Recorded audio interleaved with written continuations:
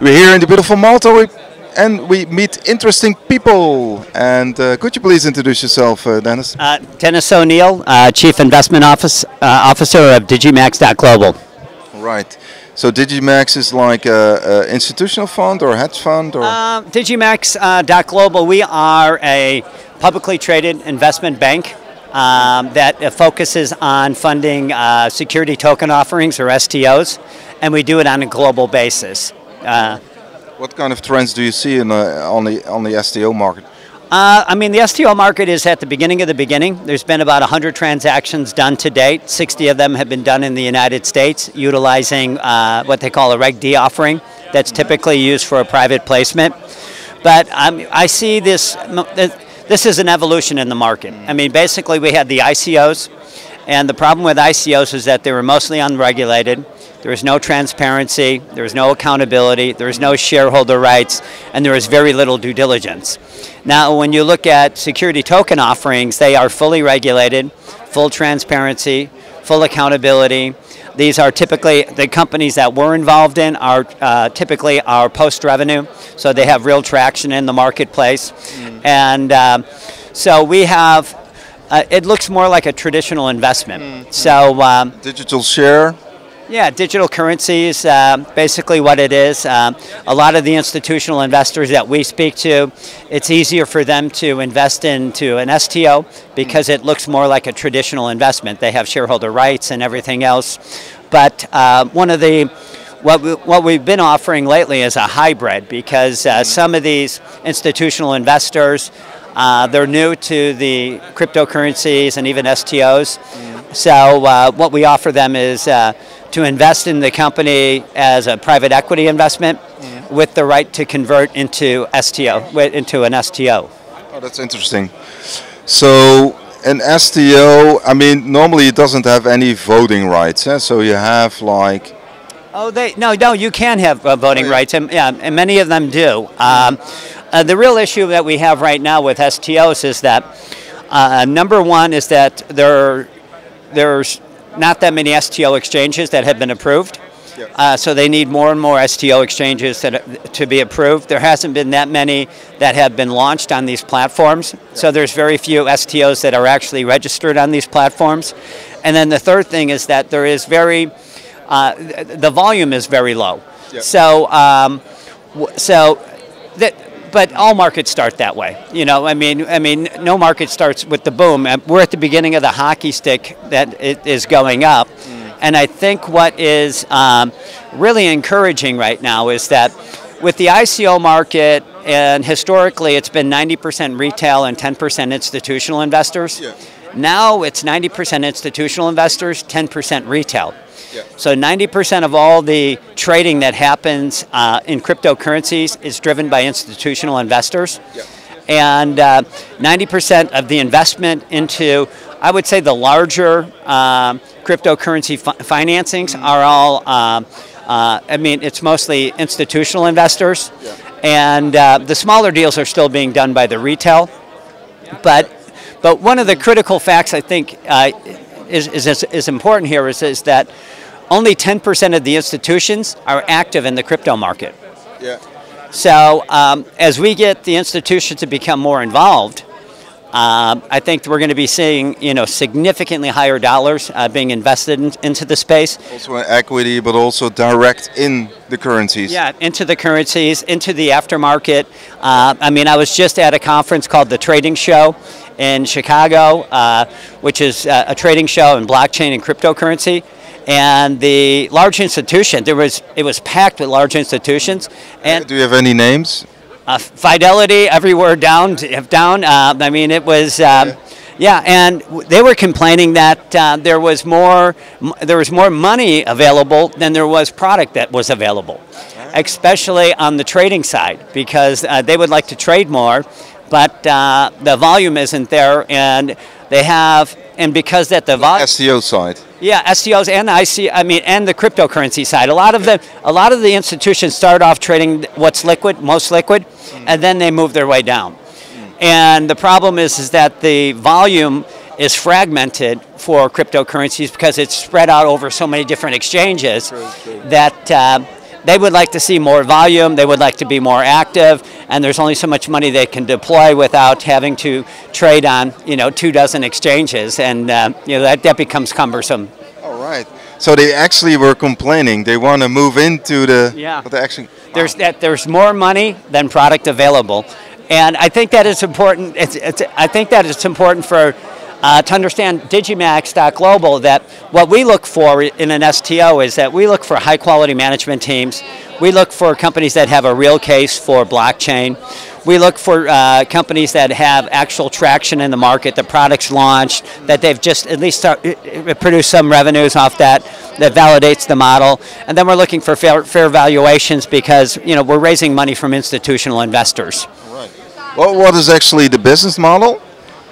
The business model is very simply is that we engage a company, we will raise capital for them, we will take either some type of retainer or tokens or shares in the company as part of that, and then we will, between us, and we have 9 global partnerships, that we will finance the company and then help them in the aftermarket to make sure that that they have aftermarket support once they're on. We'll help them get on an exchange and then help them, drive interest, audience, and volume into the STO itself. Okay, sounds good.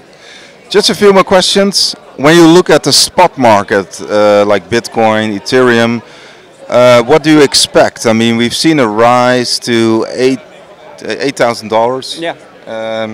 It came from like 3,500. Yeah, for sure. I think that the main issue that we have right now is that there are significant forces or powers that be that are doing everything they possibly can to stop cryptocurrency, blockchain, STOs, and things of that sort. The large banks, the credit card companies, the investment banks, the processing companies. All manipulation going on the exchanges? I mean, they're placing maximum bets on the short side to try to create fear, uncertainty, and doubt into the people that are supporting these markets. I mean, if you look at just a regular transaction, if you buy a stock, it goes through a broker, it goes through a brokerage firm, it goes through a market maker, it goes through a clearing firm, it goes through a DTC, and then it goes through a transfer agent, and then it settles 3 days later.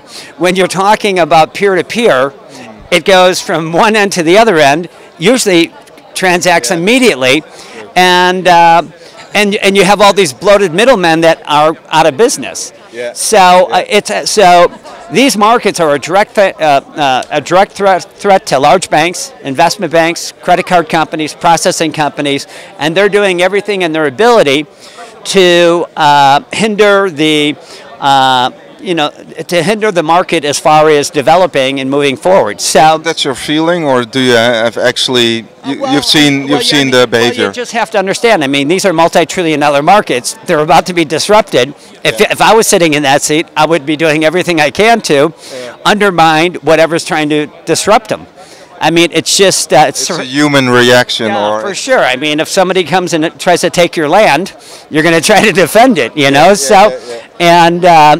And that's the reason why the SEC, I mean, they've put out no guidance, no regulation. They've been sitting on their hands because the large banks and the SEC are the same people. I mean, the top people at the SEC worked at the large banks. The people at the large banks are the top people at the SEC, and they're just like, they just go back and forth. Yeah, 2 hands on one belly, they say. Exactly. So no, but it's like trying to stop the internet.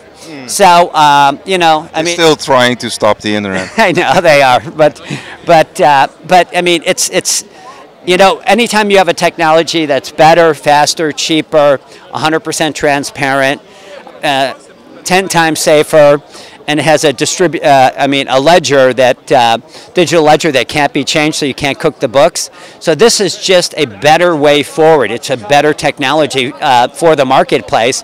And unfortunately, when you have kind of like Amazon's, you run a lot of people out of business, the bookstores and things of that sort. So that's what's happening here. They're trying to defend their turf, and unfortunately, they're sitting on very, very, very weak ground because they should be supporting this. They should be investing in this. They should be taking advantage of this to offset, you know, the disruption to their market share.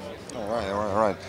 So, what do you think of the price of Bitcoin? Will it go like through the roof, or will it be a gradual growth? I mean, the effect of institutional money coming in, like pension funds, family offices, charity funds. Sure. No, I think that I went at the trading show. I seen a technical analysis done on Bitcoin, and they said fair market value is 13,300 right now.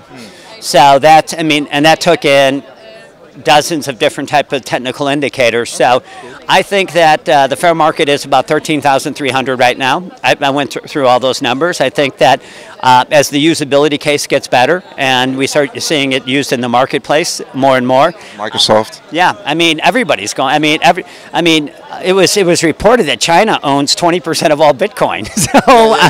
So the problem is that now we have these derivative products that are not traded, not based upon the physical, but based upon future contracts, and that's how these large banks, investment banks, credit card companies are trying to hold the market down or disenfranchise the people that are holding Bitcoin and other top cryptocurrencies. But is it still, the future market is still separate from the spot market, but does it have an effect on each other? It has a significant effect. Oh, yeah, for sure. No, it's they trade hand in hand. I mean, obviously you can't have the futures too out of whack with the spot, or spot too out of, otherwise it would just be there would be an arbitrage that would be just too easy to do. Yeah, correct. Okay, so 13,300. What are your other picks in the market right now? Something, I think Ethereum, Ripple, all the usual suspects, I think they're all good. We don't really focus on cryptocurrencies. We focus on companies, high quality companies that we're actually investing into the company and the actual business itself. So, I mean, that's the security token offerings. I think that this market is rapidly evolving and maturing. The STO, security token offering markets. I think that as we start seeing some big success stories, we'll start getting that gold rush mentality again. And all it takes is a couple of big winners for, then they'll all be lined out the door, So Ripple is a good diversifier in portfolio? Yeah, Ethereum, Bitcoin, Ripple, I think those are... Dash, I mean, a lot of people are talking about Dash right now. I mean, so, and then you have, Dogecoin, I don't know, I really don't know too much about it, but all I know is that McAfee keeps, screaming it from the highest mountains, so we'll see what happens with that. All right. Thank you very much, Dennis, for your time. Appreciate it. And all the best. All right, thank you. Dennis O'Neill.